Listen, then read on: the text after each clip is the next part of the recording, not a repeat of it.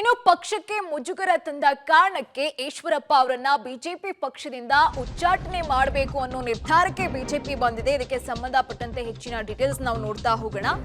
6 ವರ್ಷಗಳ ಕಾಲ ಬಿಜೆಪಿ ಪಕ್ಷದಿಂದ ಉಚ್ಚಾಟನೆ ಮಾಡಬೇಕು ಈಶ್ವರಪ್ಪ ಅವರನ್ನ ಅನ್ನೋ ನಿರ್ಧಾರವನ್ನ ಬಿಜೆಪಿ ಮಾಡಿಕೊಂಡಿದೆ. ರಾಘವೇಂದ್ರ ವಿರುದ್ಧ ಬಂಡಾಯವಾಗಿ ಸ್ಪರ್ಧಿಸ್ತಾ ಇದ್ದಾರೆ ಈಶ್ವರಪ್ಪ. ಪಕ್ಷದ ಶಿಸ್ತು ಉಲ್ಲಂಘನೆ ಹಿನ್ನೆಲೆಯಲ್ಲಿ ಉಚ್ಚಾಟನೆ ಮಾಡಬೇಕು ಅನ್ನೋ ನಿರ್ಧಾರವನ್ನ ಬಿಜೆಪಿ ಮಾಡಿಕೊಂಡಿರುವಂತದ್ದು.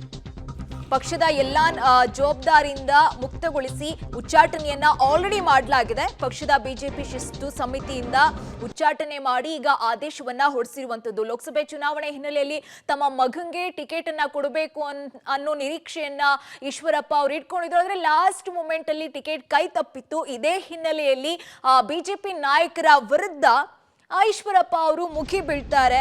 ಇದೇ ಕಾರಣಕ್ಕೆ ಈಗ ಅವರನ್ನ ಉಚ್ಚಾಟನೆ ಮಾಡಿ ಆದೇಶವನ್ನ ಬಿಜೆಪಿ ಹೊರಡಿಸಿರುವಂತದ್ದು. ಇನ್ನು ಶಿವಮೊಗ್ಗದಲ್ಲಿ ಬಂಡಾಯ ಅಭ್ಯರ್ಥಿ ಈಶ್ವರಪ್ಪ ಇದೇ ವಿಚಾರಕ್ಕೆ ಸಂಬಂಧಪಟ್ಟಂತೆ ರಿಯಾಕ್ಟ್ ಮಾಡಿದ್ದಾರೆ.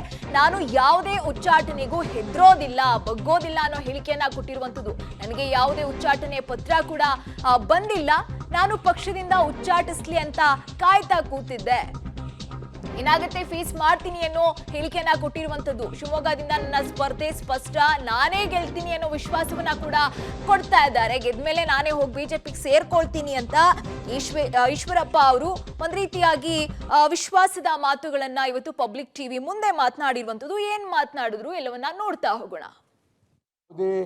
ಪತ್ರ ಬಂದಿಲ್ಲ ರಾಜ್ಯದ ಅಧ್ಯಕ್ಷರಿಂದ, ವಾಪಸ್ ಇದನ್ನ ಉಚ್ಚಾಟನೆ ಮಾಡಿದ್ದೀನಿ ಅಂತನಾಗ್ಲಿ, ಅವ್ರು ಉಚ್ಚಾಟನೆ ಮಾಡಬೇಕು ಅಂತಾನೆ ಕಾಯ್ತಾ ಇದ್ದೆ. ತನಕ ಯಾವುದು ಬಂದಿಲ್ಲ. ನಾನು ಯಾವ ಉಚ್ಚಾಟನೆಗೂ ಹೆದರಲ್ಲ.